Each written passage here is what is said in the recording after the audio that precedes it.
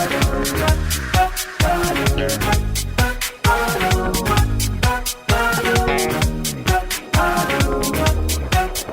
this is Carrie from Wrap Your Head Around Silks. This is the Expecting Aerials podcast. How's it going, guys? So wonderful to have you with me.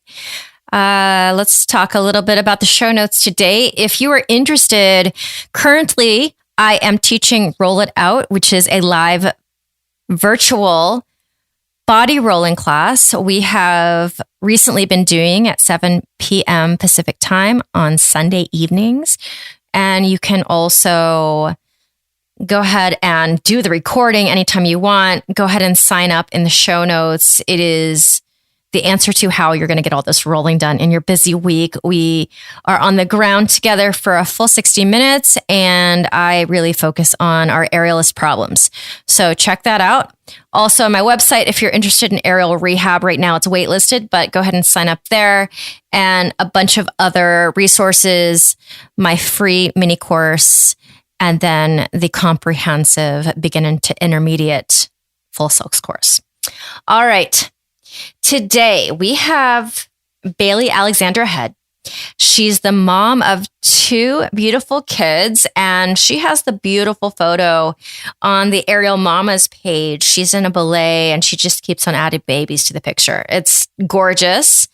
And she's a ballet teacher. She's an aerialist from the Tulsa area. We talk a little bit about the aerial scene out there and how it's grown, how to juggle sleeping with having that second kid in the mix, which I'm just bewildered by completely.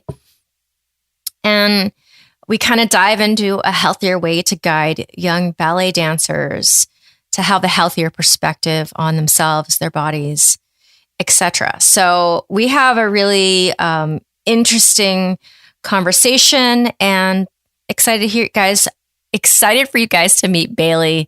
Let's get started. It was my 2-year-old's birthday yesterday, so we got a lot of rest last night, so I'm feeling good. Okay. Are you being sarcastic? No, we actually did. He had a really full day. So he conked out at about 11 and he slept until 10. So we got a lot of rest. So no, I'm not being sarcastic. We feel good. And both you and your husband are at home. You work remotely, all that stuff. So I just had my second baby. He is 4 months old, and I teach dance. I'm an aerialist and a dancer. Okay. So I dance, and I am taking the year off to be with babes at home. Okay. Year I will go back to teaching, and I am just dancing and doing aerial for myself at the moment. My husband has an IT company, and he does work remotely from home, but he can sometimes have to go out on calls and work with clients, but most of the time he's home. That sounds like kind of lovely. It is. It's really nice.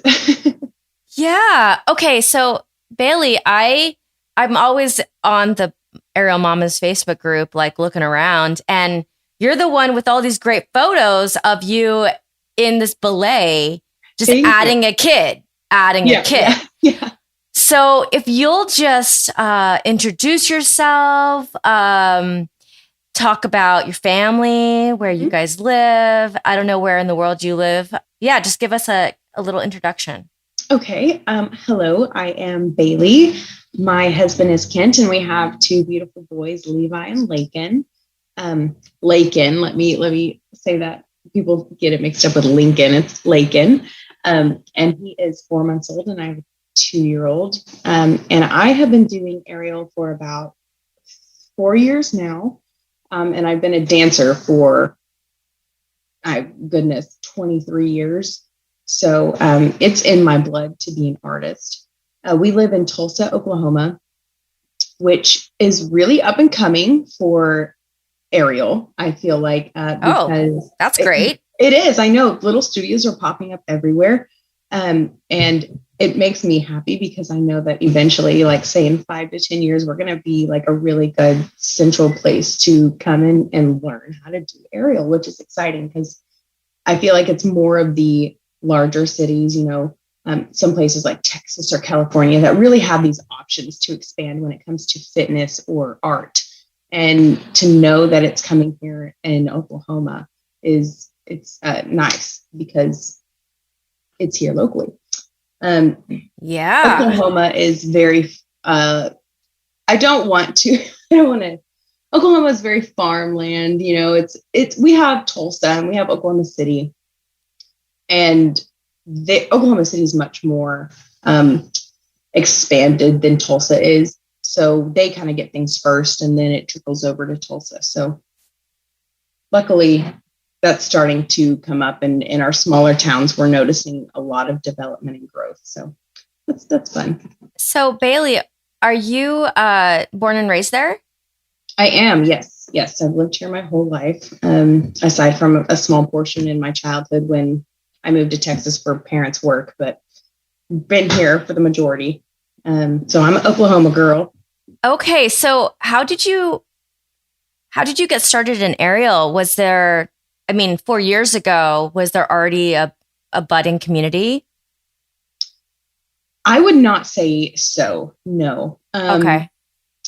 I know of, I want to say there were 2 studios in Tulsa when I started, and there's probably 3 or 4 now. Okay. So Wow. Okay. I wouldn't say that it's like bam, bam, bam. It's not exploding quite yet, but it is growing. And the 2 studios that were open when I was starting out was a smaller one, a little bit of smaller one, and a little bit of bigger one. And the bigger one was Jinx Acro Tribe, which is now Tribe Circus Arts. And her name, the owner of that company is Jillian Edwards, and she actually won an award recently this last year for, I don't want to say this wrong, but it was like, she runs her business by herself and she's a woman. It had to do with being a woman and running a really successful business. And she won that award. I don't want to say it wrong, so I'm not going to say it wrong. Oh, that's amazing. But yeah, we were really proud of her. She's done amazing. Her business has, now when it comes to her business alone, it has exploded and gone boom, because she's got classes stocked. All day long, every day of the week. And she offers lyra, pole, assisted pole, sling, aerial silks. Anything you could imagine in the circus family, she offers it. And that is like your go-to studio here in Tulsa. And that's where I recommend anyone to go to in Tulsa is to Tribe Circus Arts. So I'm very thankful that I found her when I did. Yeah. It always makes me wonder when a studio is trying to expand in a market like you guys have, how they build up enough staff out of nowhere. Yes. How does that work? Because I'm assuming she teaches a lot of the classes herself. Yeah, she does. Okay. She does teach a lot of classes herself, but also within these last years, she's gained, the clientele and the teachers. A few of them had already been in the aerial business, so they were already certified. They've already been teaching in other places. They've been taking for many years by themselves, and they come to her. So they're already kind of ready to go. But I do know that there are people that come to her and then they find that fire and that passion. And they're like, I want to do this for myself, or I want to do this to teach other people. And she sets up workshops where teachers come in and they can get certified in lyra or in silks or in sling. And she offers that to her students or to her community. She is constantly, Jillian is constantly giving you opportunities to grow as an artist yourself. And that's really nice because you don't see that other places. And is that where you teach, Bayleigh? I do not teach there. I teach at a dance studio in Bixby. So okay. I teach, my focus is I do aerial for myself. Because it is just freeing for me. I love it. It's a different feeling than dance, but I'm rooted in ballet. I'm a ballet dancer. Okay. So I teach ballet to little girls and adults, but I have actually incorporated sling into the studio where I teach. So that's nice because we're giving these girls a little opportunity to step out of their very, direct ballet, this is how you do it, to be a little more free, and to play with a different type of art, they're on the ground, now I'm like, let's get in the air and let's incorporate some of your dance that you've learned for years on the ground and put it in the air. And that's really fun to see them kind of transition from the like box that they've been in for so long into, wow, I didn't realize I could take the skills I've learned and put them into a different art form and have fun, So yeah, I love that aspect of it, is because people want to do this. They see it and it's fun and they want to do it. And people are like, bring it to me, bring it to my studio. I know that we have Levitate Bungee Fitness is new in Tulsa. We only have one studio where they offer bungee fitness. I don't know if you know what that is. They just kind of hook you up into bungee cables and you exercise right there. Well, and bungee is super hard when it comes to the abs. Oh yeah, absolutely. Yeah. Burpees and bungees. Oh my goodness.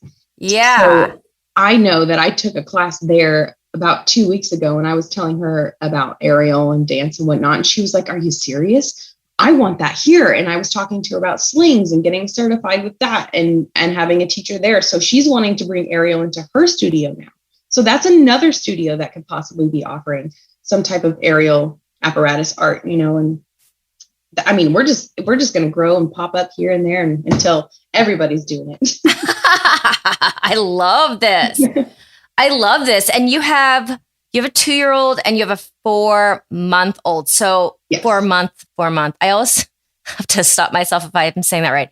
So how are you guys sleeping? Because it's right after that 4th trimester. And I know for me, it was really rough. Yeah. So my breast, I don't know if you want to even talk about this, but my breast milk supply is like way better this time around than it was with my first kid. Okay. So, this is great, right? Yes. Good news. Very good news. Okay. So he's feeding really well. So he has about a 5-hour stretch at night. I'll do a dream feed at like 10 or 11, and then he'll sleep until 5 or 6 a.m. We'll kind of wake up. I will either choose to get up at that time and start my day, or I will maybe lay down with him again until the next feed and get up. So I'm usually up by 8 a.m. and then starting my day. My husband, he sleeps through the night just fine. And I know.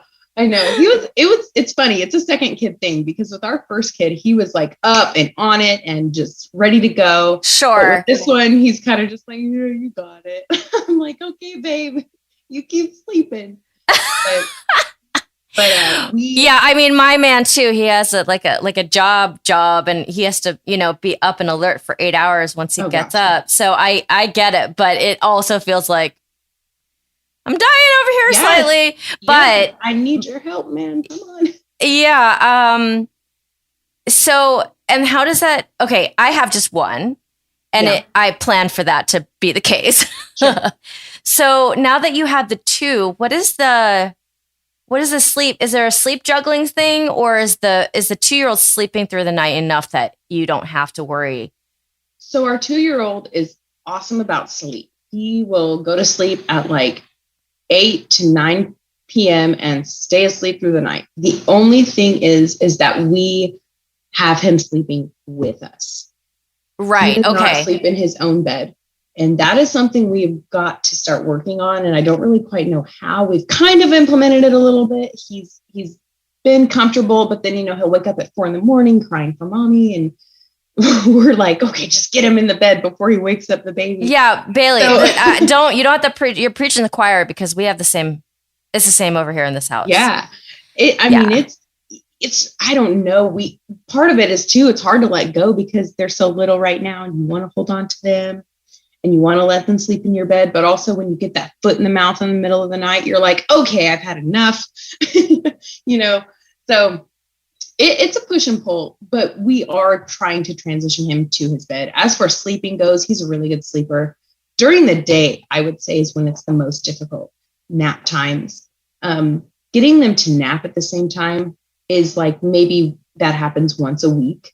Uh-huh. And the other times it's hard because one's sleeping, the other one's awake.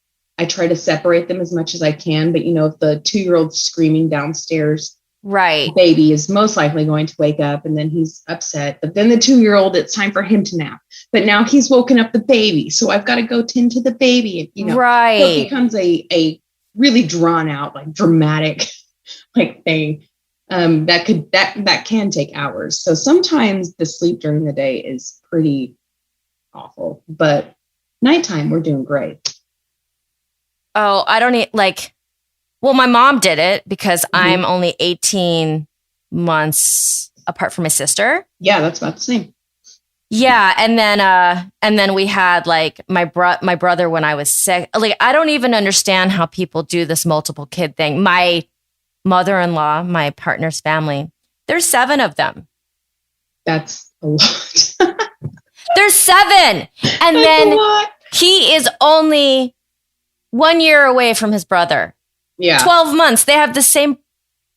They have the same birthday. They have the same actual birthday. That's crazy. I look at my mother-in-law and I'm like, how in the hell? Yeah. I don't understand. No, there's no way, because I'm right now, I'm like, I feel like I'm doing everything I can to just be a good mom, stay afloat, continue to be a good wife, take care of our house, take care of our kids, take care of myself. There's no way I could add on a 3rd child, or 4 more. Oh my gosh, no way. Yeah. So I have so much respect for those moms because I just don't understand.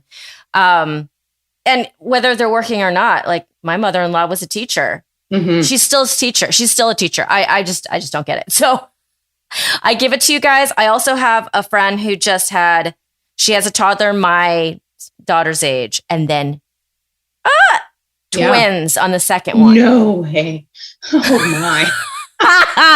I think that is it's a blessing, but I think that would be my particular personal nightmare. Yeah. Oh yeah, for sure. So, I'm done. Yeah, but okay. So you have 2 boys. Yes. Oh my goodness. So, not at all what I was expecting. No, why not? I just thought I was going to be a girl mom. I really did. I thought I was going to be a girl mom. That's just what I had put into the universe since I was young. I was like, I'm going to have girls. And then here I am popping out these boys. And I'm like, I guess I'm a boy mom. But you know what? I love it. I really do. I've got mama's boys, and it's the best kind of love I've ever experienced. And I don't know what it's like to have a girl, but I do hear that girls are a lot more sassy, a lot more dramatic, a lot more, over the top. So, but boys are much more rough and tumble. Right. They're rambunctious. Yes. Yeah. Liking to jump into things and jump all over the place. My being likes to jump too, but I have to say that the boy version of her would probably be more. I would imagine. So how's your body feel 4 months out? Well, I try not to compare myself to my postpartum body with my first, because it's different each time. I definitely don't feel like I'm losing or getting in shape as quickly as I was last time. However, there are differences. I'm breastfeeding way better this time. And I know that has to do with, weight loss and how much you're eating and caloric intake and that kind of thing. So I try not to compare versions of myself to other versions of myself. So where I am now, I wish that I was getting in shape quicker, but I know that I'm doing really good for my baby. So I'm trying not to be too hard on myself. What I'm focusing on is trying to do something active every day in either of my art forms, whatever that may be, whether that's getting in the hammock or the sling for an hour, or standing at the bar and doing exercises for an hour, whatever that is. I'm trying to do that at least once a day. That way I know that I'm making some sort of progress, and I can look back and say I was doing something. But I also remember that it took about 9 months to get back to my full fit, feeling good, confident self with my first pregnancy. So I'm giving myself a lot of grace, because I've got 5 more months until that time period, and it still may not even be that. It may be 7 months or 8 months this time. But I'm trying to be kinder to my body this time around. I'm trying to make sure that I'm staying in some sort of exercise daily. And I'm also we have to eat about 500 extra calories when we breastfeed. So I'm trying to find ways to get that in the diet without just being like eating potato chips all day, because that's not fun. But it's interesting. It's hard to get the right nutrition. Even today, I was like looking on my Instagram reels, and like, when you watch cooking on there, you just end up getting more. Oh, and there's all these amazing recipes with like good fats and like avocados and chickpeas and peanut butter and blah, blah, blah. And I'm just like, that would be great if somebody made it for Sure. See, I feel that. Yeah. So I'd be like, oh my God, I would love to eat that chia pudding with all of the antioxidant berries on the top. But like, I haven't made it. Is there a drive-through for that? I don't think there is. Like, they've got these bowls with like sweet potatoes and like, I'm like, oh my God, that would be such a good idea. Right. Mm-hmm. This is the problem because it's like you get to the grocery store and, all those recipes I don't remember when I'm there. Oh, yeah. You think you do because you're like, okay, I'm going to add this and I got it all down. And then you get to the store and you're like, what the heck was in that? And what was in it? And what am I buying? And I leave with the same things I always have. So yeah, that's what happens. And that's one of my daily struggles, even just like getting nutrition for myself. Yeah. It's so hard to take care of yourself when you're like trying to support another life. Did you have a C-section or a vaginal delivery on this one? Nope. I was vaginal for both. Okay. And I actually have noticed a lot more pain this time around. Really? Yes. I don't know what that's about. Maybe it's because I had them so close together. And my body was just wasn't quite ready I don't know what it is, but I'm definitely having a lot more hip and back pain. The sciatic nerve is on fire. Oh, no. I don't know if I can. I don't know what to do to get that to stop. Like, do I need to go to a chiropractor? What do I need to do? But it is terrible. Like, just terrible. Stretching, I find, helps, but doesn't cure it. Right. I mean, sciatica is so tricky because it can be caused by many things. And unlike other things where you're like, okay, it could be 1, 2, or 3. Sciatica is just like piriformis syndrome, or your SI joint is out of alignment, or your hamstrings are just too tight at the insertion point. It's so many things. And so therefore you're like, to diagnose it, you're like going down rabbit holes. And if the practitioner doesn't know what they're doing or they are not specific, it's hard. Yes. And the pain is debilitating sometimes. I mean, you stand up and if that nerve is pinched, you're going down like, that leg will just give out on you if it's that bad. And sometimes it is. And have you ever experienced sciatica before this postpartum? It was slight, like from 20 weeks to 40 weeks with my first pregnancy, I was feeling it. And then once I had the baby, it went away. The second pregnancy, it has lasted throughout the pregnancy and into postpartum. No. Yes. So I don't know. Like I said, I think it's just really loose. Something's in there that needs to be readjusted. I don't know what it is, but it is awful. And I cannot wait to figure it out because sometimes it is debilitating. And are you hypermobile? I am, yes. How did I guess? You put ballerina and aerial together, and it's a good chance. That is the one thing that people in the aerial classes, whenever I'll go in there, they'll be like, "Oh my gosh, look at that splits! You're so flexible." And it really is fun to be flexible. It's pretty to be flexible, but there's a but. Oh, but there's a but. Exactly. Yeah. You have to be strong. You have to have the strength to back that up. Otherwise, you are hurting yourself. If you are not equally as strong as you are flexible, you are overextending. You're stretching your muscles past their limit. You are hurting yourself.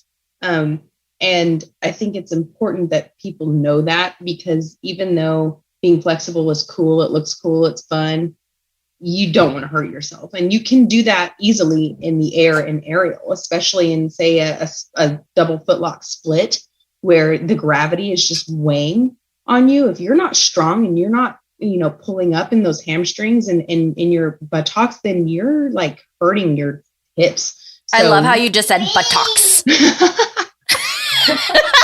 I love it. No, I have clients who are hypermobile, and at the beginning I used to be like, this looks so great. And now they are just pulling things and straining things constantly. And I feel so bad for them. Like one in particular, she's just like, all it takes is a little moment and she's injured for another couple weeks. Absolutely. And it is frustrating. Yeah, because you want them to be healthy and you want them to train the right way and in the safe way. But if they're not, they're hurting themselves. And, and you don't want to feel responsible for that. And you're not responsible for that. You're giving them the information and they're not picking that up. So it's like, come on, you guys. So.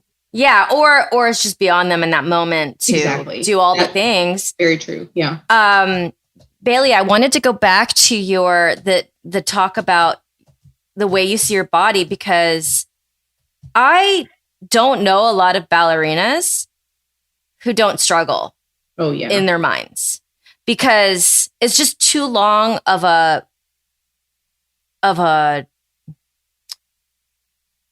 period in your life where like there's a certain mindset. Yes. Yeah. And when you start out as young as I did, I mean, that almost is like a scar you carry with you. Even if you heal from it and you know how to move on, you will carry that the rest of your life. Ballet.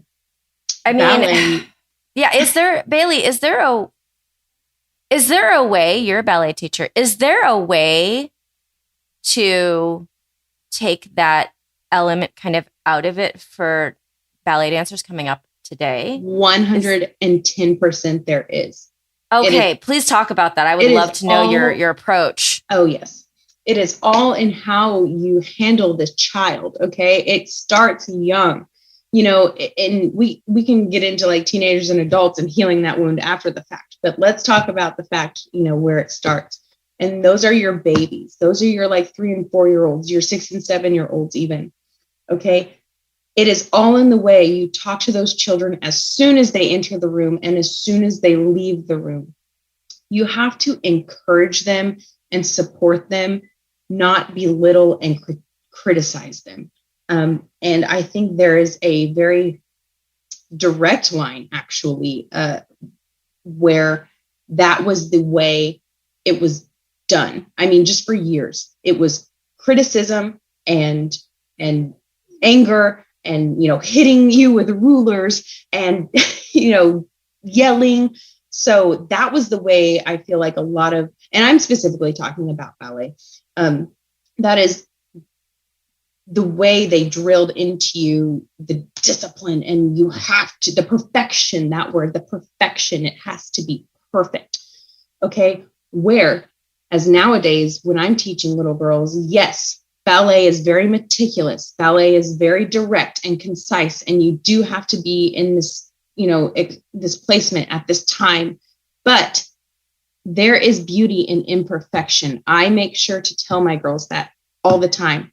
There is beauty in the process. You are not going to learn this and be one magnificent at it at the end of this class. It is going to take time and practice. And I want you girls to do this when you go home. I want you to practice when you go home so you can come back and you can feel confident in what you're doing and know what you're doing. I have them look in the mirror and I have them look at themselves and say that you're beautiful. And I want you guys to be proud of yourself for the work that you put in today. I always take time like to pour back into them and to let them know how proud I am of them, how good they've done today, how much hard work they've done today. And the girls that maybe didn't feel that well or were a little quieter in class, I make sure that I point out something great that they did that day so they feel included, even if they don't feel as confident. It's all in how you talk to these kids.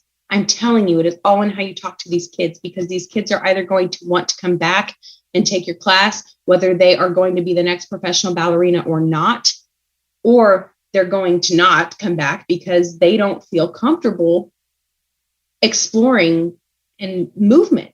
I mean, and that's really what it is. at a young age, we're exploring movement, and they need to feel comfortable, because it can be extremely uncomfortable to move your bodies in ways that you've never done before, and ballet is very different. It is very different than modern or jazz or contemporary. I mean, so you have to be careful too. I mean, just like with any art, with aerial, you have to be careful with placement, and so you don't hurt young dancers' bodies, but you have to instill in them that their body is beautiful no matter what level it is. If their turnout is not completely 90 degrees, that's fine, because really it shouldn't be, not until they're an adult and they've been taking ballet for years, right? And so it's all in the way you talk to the kids. I will preach that forever.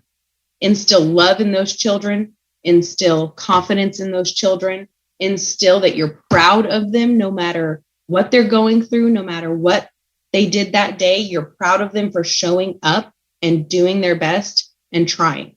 That is what's important. Where I'm teaching, you're not being graded. You're there to have fun and to love yourself and to dance. And that's where I think it should be. I think it should come from love.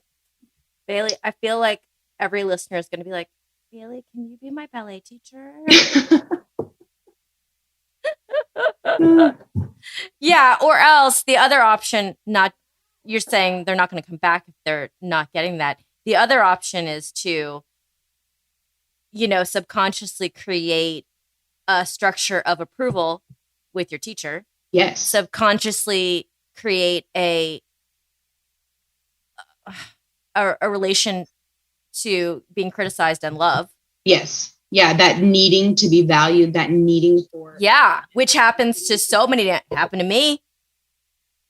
me. Like it's so, especially being, I'm not, as I grew up, I realized that being from a Chinese family did not mean I was the only one who experienced. Yeah. Love equals, criticism. Love equals not approval. Blah, blah, blah. I think this happens in many, many families. Many, many studios. And no, that's really hard. And so I feel like it must, this approach you have must serve you well in your postpartum period, because, it just sounds like you have a different outlook on it. And that's why you're able to be kind to yourself now. Yeah. Would that be a good assessment? Yes, no, absolutely. I completely I try to take, take your own advice. I try to carry over how I approach that situation and apply it to myself, for sure. You want Cheetos? Oh, Listen. They're in my bag. Go get them. They're on the floor. They're in my backpack over there. Okay. You grab them. You're hearing this right now? Bean, go get it. You get it. Oh my God. Bayleigh, are you running? Hold on. I would love to get like a couple more minutes out of you. Do you have that? Like 10 more minutes? I do have a few. My family is back, so just a few. Okay, well, maybe it's a good time to wrap this conversation up, because she is saying "mommy, mommy" 1,000 times. I don't want the conversation. You don't want the conversation. She's been saying that recently because she says you don't want the conversation. Yeah, she said, I don't want the conversation anymore. You're like, okay. Yeah. So, Bayleigh, it was so good to have you. Maybe we'll bring you on again next time to talk about other things. But I think that was I think that given our lives, that was a really good win. No, I think so too. I think we did good. Yeah. Thank you so much for having me. I really enjoyed talking. Yeah, I loved hearing this aspect of it. I didn't realize you're a ballet dancer. I love it. All right. Thank you so much for Bayleigh for carving out the time. Like, it was just like a miracle that we got like a half an hour together. So thank you so much for that. And thanks for sharing all of your wisdom about teaching ballet to young girls. I think that can be helpful for a lot of people in this community. And listeners, if you're interested in Roll It Out, which is the live virtual class. So basically, I get to see you and interact with you over Zoom. And it's really, really cool to just chat with some of you guys out there who, I might not necessarily ever meet because you're on the other side of the world. So if you're interested in that, go to the show notes. Also, Aerial Rehab, which is meant to be the bridge between PT and aerial class. If you've had a baby, if you've gone through surgery, an injury, and you're trying to bridge that gap between, the squats that you do and a double star, it's a great ground to air progression. Bean really wants to go take a nap, but we're gonna try to get through this. We're almost there, Bean. So check that out. I've also got my mini course and the full course on there. Thanks to Asa Watkins, sound engineer, baby daddy, say papa. And if you just want to hear the sound of my voice, check out Greener Grass. It's about ordinary people living extraordinary lives. Honor us with a 5-star rating and a review. Let's do some tacos. Okay, I just have to finish this, you guys. Honor us with a 5-star rating and a review anywhere you get your podcasts. I am now on the Digit Podcast Network. So happy to be in this group. All right, guys. Over and out. Me and the Bean are done.